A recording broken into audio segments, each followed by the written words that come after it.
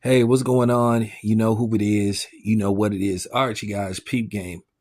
All right. So, a lot of people are asking the question, and a lot of people are saying to a certain degree they feel like Martin Bakole was set up by Turkey Al Sheikh and basically put in a no win situation to where basically they threw him in there unprepared, and basically the inevitable happened, in which he was stopped by Joseph Parker in the second round. So, my reply to this is I'm not gonna go in on people, but at the end of the day, this is what you do when you're media.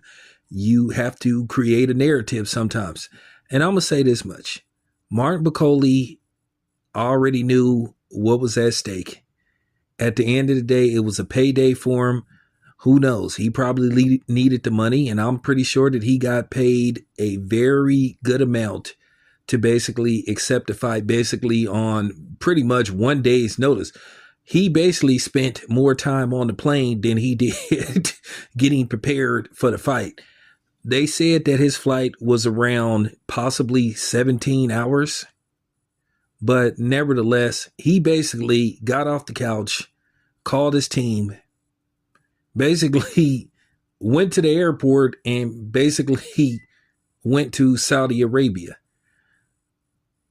Basically, it was a fight. It was a payday. Now, for the most part, I hope that Turkey Al Sheikh, which I think he will, I think he will do right by Bakole. You know, he put Bakole in a situation to where he had a breakout fight to where he got instant notoriety by basically, beating Jared Anderson. And he beat him soundly, knocked him down multiple times, just pretty much beat him the fuck up.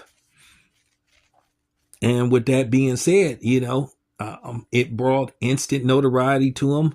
And I'm not going to say 15 minutes of fame, but it brought some instant fame to him. And this is a guy that a lot of people was ducking. He came into the fight, I think, at what, 310? Apparently, he wasn't training, he wasn't in boxing shape. And his corner, a lot of people thought that they prematurely pulled the trigger. Uh, that could be it. He was discombobulated, but he did make the 10 count. But his corner didn't like what they saw, because I thought it was the ref that called a halt to the fight. But it appears, if you look at it from a different angle, and if you look at it closely, it was his team that basically called a halt to the fight. So I don't think he was set up. And now you got these newfound attacks on Turkey Al Sheikh. That's just what people do. They will just find a reason to basically go after somebody or basically attack them, because we all know negativity sells.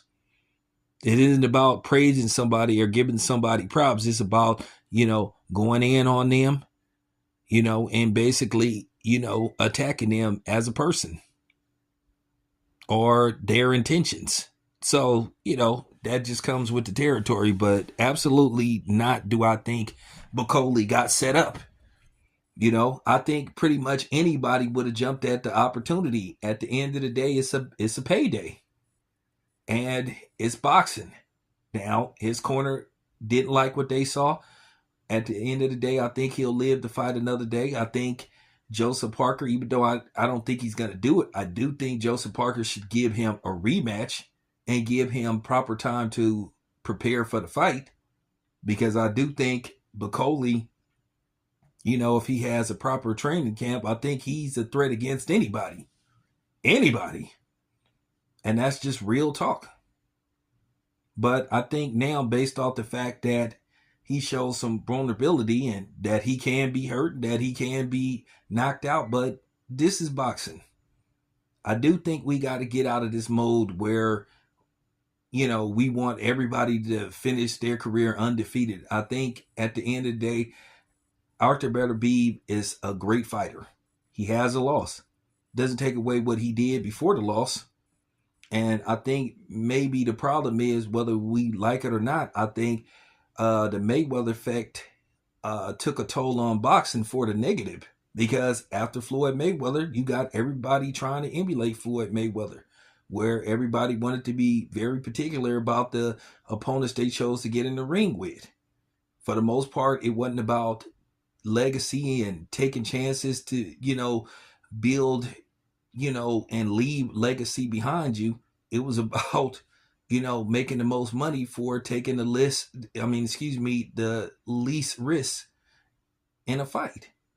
And we've been seeing that for the past, I'm going to be honest with you, we've been seeing this pretty much for the past, 10 years with Floyd Mayweather. We just got to keep it a buck. People not taking risk. So there you have it. That's all I have to say about that. No, I do not think Bakole was set up. That man, pretty much to me, I'm pretty sure he has family he has to take care of. So without that being said, it is what it is. And we have to accept it and respect it. And like I said before, do I think Joseph Parker somewhere down the line should give him a rematch and run it back? Absolutely. Now, will Joseph Parker do it? Maybe not, because I'm gonna be honest with you. In the 2 rounds that I saw, it showed me Bakole had at least a 1 month camp. That fight could have been totally different. So I think Joseph Parker is gonna take his TKO win and just move on to the next. So there you have it. This your boy Tam BS. Thank you. Appreciate you guys. I'm out.